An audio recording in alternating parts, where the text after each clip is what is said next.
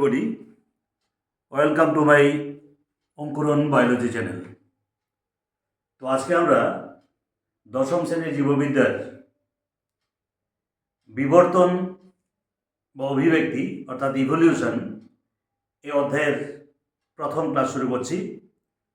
তো তোমাদের যেহেতু প্রি বোর্ড পরীক্ষা খুব সামনেই, তাই এই অধ্যায়ের আমি প্রশ্ন এবং উত্তরের মাধ্যমে আলোচনা করে তোমাদের সুবিধার জন্য কিছু কিছু প্রশ্ন এবং উত্তর সহ আমি আলোচনা করছি তোমাদের এখানে। তো ইভলিউশন অর্থাৎ অভিব্যক্তি বা বিবর্তন, আমি প্রথমে জানি অভিব্যক্তি বা বিবর্তন কাকে বলে। অতি মন্থর অথচ অবিরত পরিবর্তনের ফলে সরলতম দেহ থেকে জটিলতম দেহের সৃষ্টি বা ক্রমবিকাশকেই বলা হয় অভিব্যক্তি বা বিবর্তন। আমি এখানে অভিব্যক্তি বা বিবর্তন অর্থাৎ ইভলিউশন কাকে বলে আমি সুন্দর দিয়ে দিয়েছি। আমি পরের প্রশ্ন যদি আলোচনা করি যে ডারউইনের মতানুসারে অস্তিত্বের জন্য সংগ্রাম এর বিভিন্ন দিকগুলি সংক্ষেপে লেখো। খুব সুন্দরভাবে আমরা আলোচনা করছি। দেখো যে প্রতিটি জীবেরই জীবন রক্ষার জন্য খাদ্য ও বাসস্থান প্রয়োজন হয়, কিন্তু জীব প্রজননের দ্বারা ক্রমাগত যে পরিমাণ সংখ্যা বৃদ্ধি করে তাহাতে খাদ্য ও বাসস্থানের অভাব ঘটে, যাহার ফলে ন্যূনতম প্রয়োজনীয় দ্রব্যগুলি পাইবার জন্য জীবের মধ্যে প্রতিদ্বন্দ্বিতা ঘটতে থাকে। ডারউইনের মতে এই প্রতিদ্বন্দ্বিতা তিনভাবে কার্য করে। যে নাম্বার 1, অন্তঃপ্রজাতি সংগ্রাম, অর্থাৎ একই প্রজাতির অন্তর্গত বিভিন্ন প্রাণীর মধ্যে খাদ্য, আশ্রয় এবং প্রজননের জন্য যে সংগ্রাম ঘটে তাকে আমরা বলি কি অন্তঃপ্রজাতি সংগ্রাম। উদাহরণ হিসাবে বলা যায় যে বাঁচার জন্য মানুষের যে সংগ্রাম। নাম্বার 2, আন্তঃপ্রজাতি সংগ্রাম, খাদ্য বাসস্থানের জন্য অর্থাৎ বাঁচার জন্য সংগ্রাম যখন বিভিন্ন প্রজাতির মধ্যে সংগঠিত হয় তখন তাকে আমরা বলি কি আন্তঃপ্রজাতি সংগ্রাম, অর্থাৎ বাঘে হরিণের সংগ্রাম। নাম্বার 3, পরিবেশীয় সংগ্রাম, প্রতিটি প্রাণী এবং উদ্ভিদকে পরিবেশের ভৌতিক পরিবর্তনের সঙ্গে খাপ খাওয়াইয়া বসবাস করার জন্য যে সংগ্রাম তাহাকে বলা হয় কি পরিবেশীয় সংগ্রাম।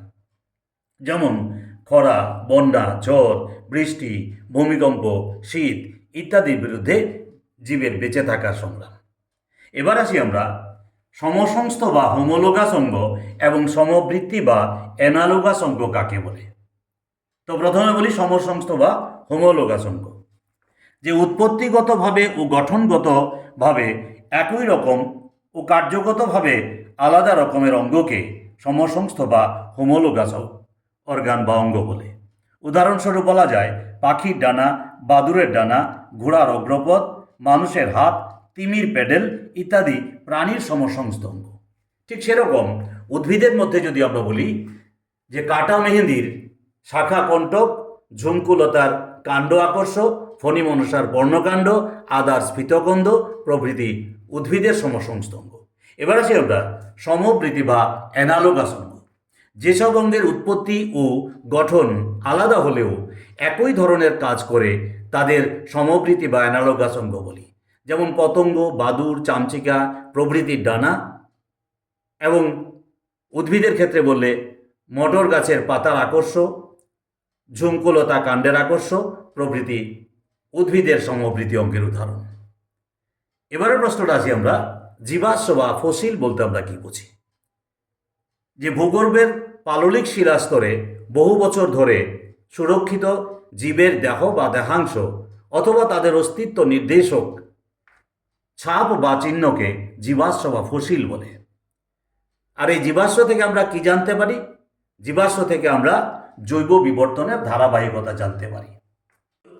আমরা এই জীবাশ্ম সম্পর্কে উদাহরণের মাধ্যমে যদি আমরা বুঝি যে ঘোড়ার যে জীবাশ্মের ইতিহাসটা, যে ঘোড়ার জীবাশ্মের ইতিহাস পর্যালোচনা করলে আমরা যে তথ্য পাই তা হলো আধুনিক ঘোড়া ইকুয়াস তার পূর্বপুরুষ ইউসিন যুগের ইউহিপ্পাস থেকে নিম্নলিখিতভাবে বিবর্তনের মাধ্যমে সৃষ্টি হয়েছে।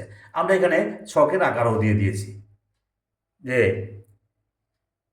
ইউহিপ্পাস, মেসোহিপ্পাস, মেরিচিপ্পাস, প্লাইওহিপ্পাস এবং ইকুয়াস।